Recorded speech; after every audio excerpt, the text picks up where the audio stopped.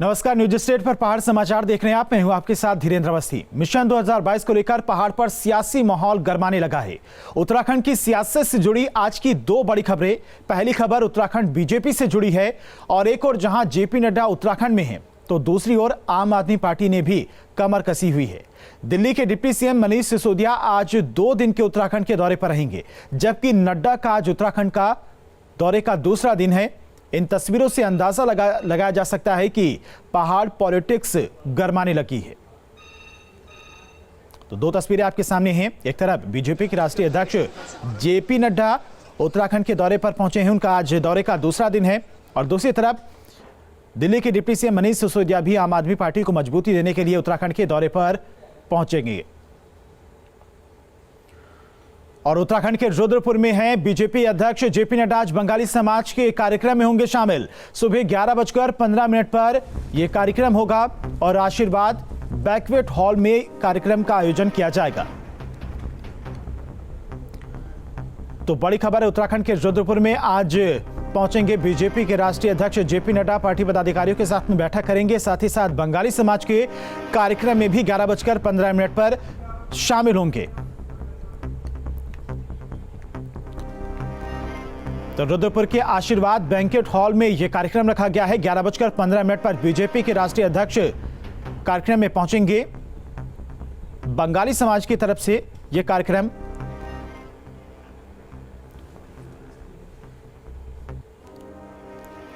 तो बंगाली समाज के कार्यक्रम में आज रुद्रपुर में बीजेपी के राष्ट्रीय अध्यक्ष जेपी नड्डा शामिल होंगे। तो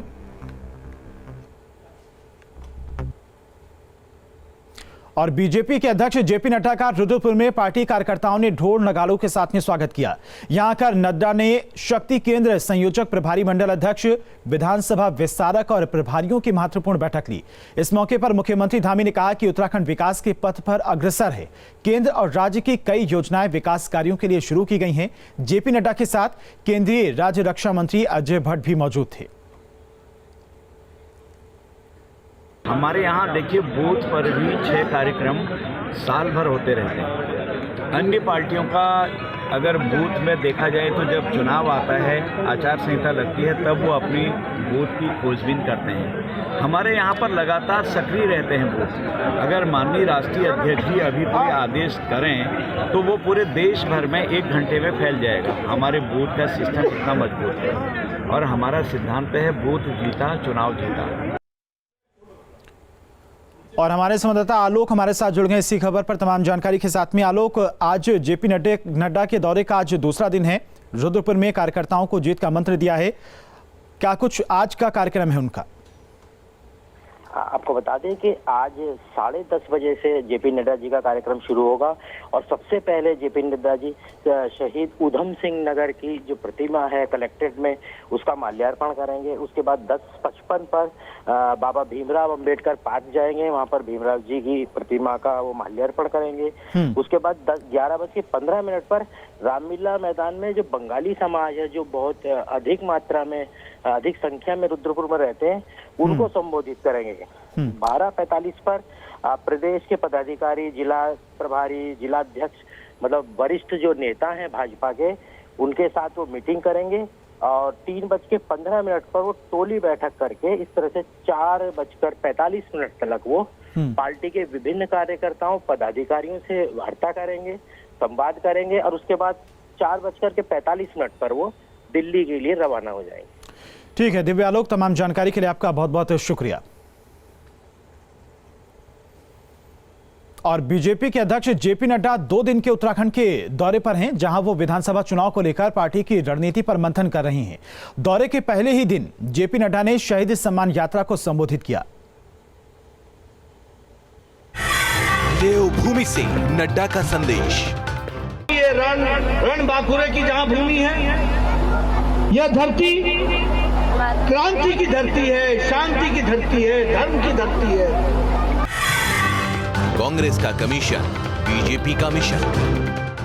बिना कमीशन के कांग्रेस और कमीशन ये एक ही सिक्के के दो पहलू हैं। जहां कांग्रेस है वहां कमीशन है, और जहां एनडीए है, जहां मोदी साहब है, जहां बीजेपी है, वहां मिशन है।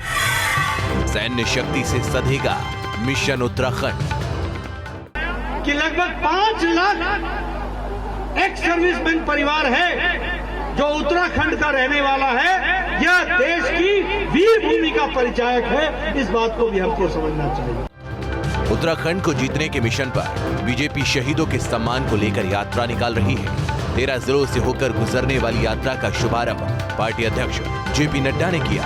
इस दौरान नड्डा ने शहीद परिवारों के सम्मान और गौरव को याद किया, तो साथ ही 1 रैंक 1 पेंशन को लेकर केंद्र सरकार की तारीफ की।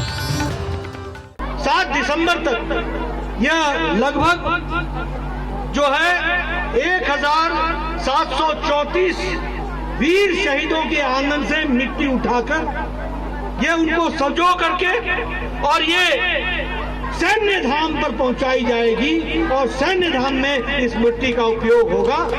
मुझे बताया गया है कि ये 13 जिलों से और 70 ब्लॉकों से होकर के आएगा। जेपी नड्डा ने इस दौरान कांग्रेस पर भी निशाना साधा। कांग्रेस पर नड्डा ने सैन्य परिवारों की अनदेखी का आरोप लगाया, तो साथ ही रक्षा सौदों में कमीशन खोरी को लेकर निशाना साधा। 1972 से लेकर 2014 तक फौजी भाइयों को बरगलाया गया, गुमराह किया गया, उनकी एक नहीं सुनी गई, बल्कि उनकी शहादत और देशभक्ति का मजाक उड़ाया गया। ये कांग्रेस की देन है।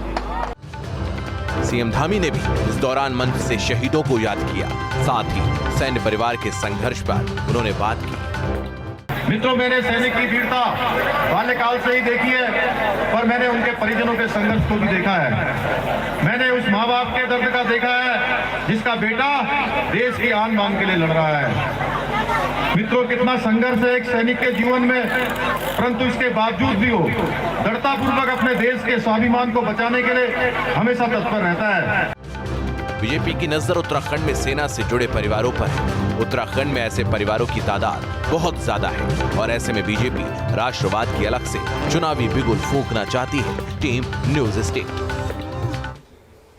और उत्तराखंड के 2 दिवसीय दौरे पर पहुंचे बीजेपी अध्यक्ष जेपी नड्डा ने चमोली से सवाड़ से शहीद सम्मान यात्रा की शुरुआत की। इस दौरान उन्होंने शहीदों के सम्मान की बात की और उन्होंने कांग्रेस पर निशाना साधते हुए कहा कि 1972 से 2014 तक फौजियों को सिर्फ बरगलाया गया है। सियासी तैयारियों को धार देने के लिए बीजेपी अध्यक्ष जेपी नड्डा 2 दिन के दौरे पर उत्तराखंड पहुंचे। देहरादून में पार्टी कार्यकर्ताओं ने उनका भव्य स्वागत किया।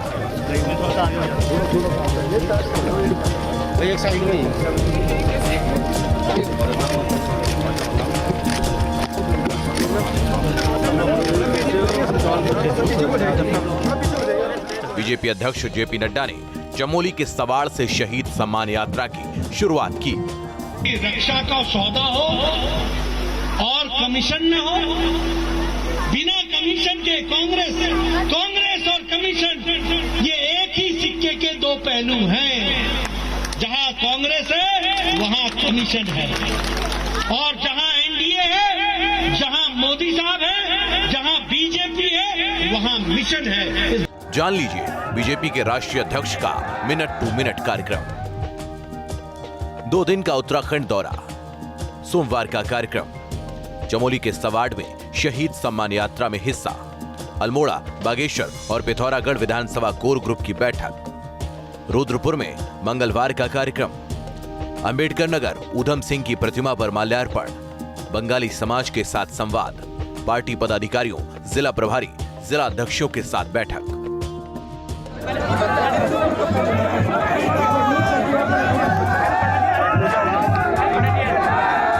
जेपी नड्डा का दौरा साफ है कि आगामी विधानसभा चुनाव के लिहाज से बीजेपी किसी भी तरह कमी नहीं रखना चाहती है, खासकर वो सीट जहां पर इन दिनों बीजेपी के लिए जीतना चुनौती बना हुआ है। वीडियो जर्नलिस्ट सोनी कुमार के साथ सुरेंद्र डसीला, न्यूज स्टेट, देहरादून। और बीजेपी के राष्ट्रीय मीडिया प्रभारी और राज्यसभा सांसद अनिल बलूनी ने बताया कि राष्ट्रीय अध्यक्ष जेपी नड्डा का ये दौरा उत्तराखंड भाजपा के कार्यकर्ताओं को ऊर्जा देने वाला है। उत्तराखंड की 3 लोकसभाओं में उनके कार्यक्रम होने वाले हैं और राष्ट्रीय अध्यक्ष जी का कार्यक्रम जब होता है तो कार्यकर्ताओं में उत्साह होता है, कार्यकर्ता और शक्ति के साथ काम करता है। तो राष्ट्रीय अध्यक्ष जी के जिस तरह से नियमित दौरे लग रहे हैं, आप समझ सकते हैं कि उत्तराखंड भारतीय जनता पार्टी के लिए कितना महत्वपूर्ण है और हमारे तमाम नेता उत्तराखंड को में आने वाले हैं और इसी प्रकार से उत्तराखंड के अंदर लगातार कार्यक्रम करके और उत्तराखंड में एक जो जीत के प्रति आश्वस्त हम सब लोग हैं उसको और अच्छे तरीके से काम करेंगे। और बड़ी खबर आपको बता दें कि आज लक्सर के दौरे पर रहेंगे पूर्व सीएम हरीश रावत। शाम 4 बजे पहुंचेंगे हरीश रावत। महंगाई और बढ़ती बेरोजगारी के विरोध में पदयात्रा निकालेंगे। तो बड़ी खबर है, लक्सर के दौरे पर रहेंगे पूर्व सीएम हरीश रावत। शाम 4 बजे लक्सर पहुंचेंगे और बढ़ती महंगाई और बेरोजगारी के मुद्दे को लेकर पदयात्रा निकालेंगे।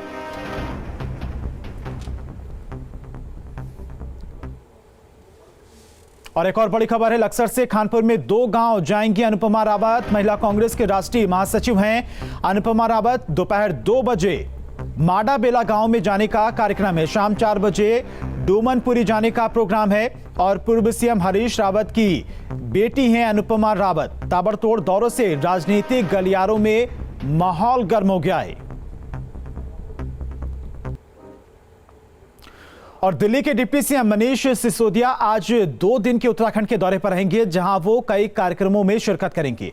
दौरे के पहले दिन सिसोदिया दोपहर करीब 12 बजे देवभूमि बिजनेस डायलॉग में ट्रेडर्स के साथ में बैठक करेंगे और फिर मंगलवार शाम को उत्तरकाशी के लिए रवाना होंगे। वहीं बुधवार को सुबह 10 बजे उत्तरकाशी में नेहरू पर्वतारोहण संस्थान में आयोजित कार्यक्रम में शिरकत करेंगे और फिर इसके बाद वो शौर्य स्थल भी जाएंगे। साथ ही उत्तरकाशी ज्ञानसू टनल से वो रोड शो में शामिल होंगे और इस दौरान मनीष सिसोदिया एक जनसभा को भी संबोधित करेंगे। मनीष सिसोदिया जी भी उत्तराखंड दौरे पर आ रहे हैं। उनका 2 दिन का दौरा कल 16 तारीख को देहरादून से शुरू होगा, जहां पर कि वो पैसिफिक होटल में उत्तराखंड ट्रेडर्स डायलॉग करेंगे। उत्तरकाशी में आप सुबह 10 बजे जो नेहरू पर्वतारोहण संस्थान है, जिसको कि हम निम बोलते हैं, उसका हमारे मुख्यमंत्री जी दौरा करेंगे। उसके बाद उप मुख्यमंत्री जी शौर्य स्थल जाएंगे उत्तरकाशी में, वहाँ पर जाकर हमारे जो शहीद हैं उनको नमन करेंगे। उसके बाद ज्ञानसू टनल से, उत्तरकाशी की ज्ञानसू टनल से एक बड़ी रैली को आप आह्वान करेंगे। ज्ञानसू टनल से वो रैली स्टार्ट होगी और इस रैली में हमारे उत्तराखंड के लगभग सभी जिलों से, सभी जो शहर हैं वहाँ से आम आदमी पार्टी के कार्यकर्ता भारी संख्या में इकट्ठा होने वाले हैं। और लक्सर में दिल्ली सरकार की कैबिनेट मंत्री राजेंद्र पाल गौतम ने एक जनसभा को संबोधित किया। इस दौरान उन्होंने बीजेपी सरकार के साथ कांग्रेस पर जमकर हमला बोला। जो बाहुबली पार्टियां हैं, जिन पे धन बल, बाहुबल, सब तरह के बल हैं, उनको उत्तराखंड की जनता ने एक बार नहीं कई बार मौका दिया। यहाँ बीजेपी की सरकार भी रह चुकी कई बार, आज भी है, कांग्रेस की सरकार कई बार रह चुकी। और जिस तरह वो घोषणाएं अपने घोषणा पत्र में करते हैं, घोषणा जीतने के बाद अपने घोषणा पत्र को अंदर बंद करके रख देते हैं।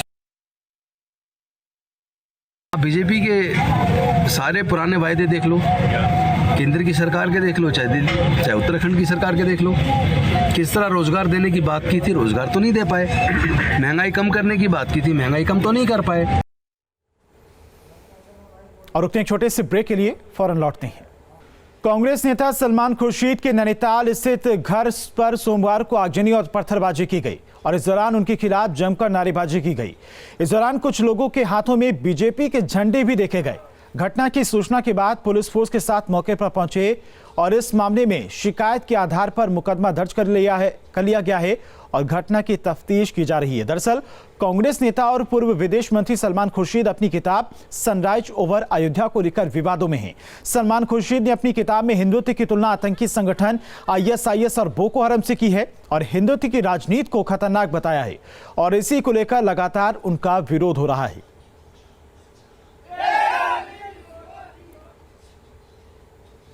और नैनीताल में कांग्रेस नेता सलमान खुर्शीद के घर पर तोड़फोड़ और आगजनी के मामले में राकेश, कपिल और अन्य के खिलाफ मुकदमा दर्ज किया गया है। शिकायत में कहा गया है कि सोमवार दोपहर राकेश कपिल के साथ लगभग 20 लोग सलमान खुर्शीद के बंगले पर आए।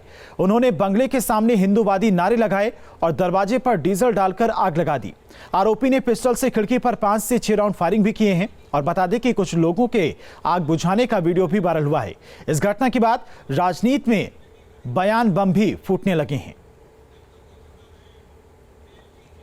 इसके संज्ञान में एक मामला आया है जिसमें जो है थाना मुक्तेश्वर जिला नैनीताल का ये मामला है, जिसमें जो है शिकायत मिली है कि पूर्व मंत्री जो है इनके घर में कुछ अराजक तत्वों ने तोड़फोड़ की है। तो पुलिस ने जो है तत्काल जो है मौके पर पहुंची है और उसमें शिकायत ले ली गई है और उसमें सख्त से सख्त धाराओं में जो है वो एफआईआर दर्ज की जा रही है। और जो भी अराजक तत्व है इसमें नामजद एफआईआर पुलिस ले रही है और जो भी अराजक तत्व है पुलिस उसके खिलाफ जो है सख्त से सख्त कार्रवाई करेगी।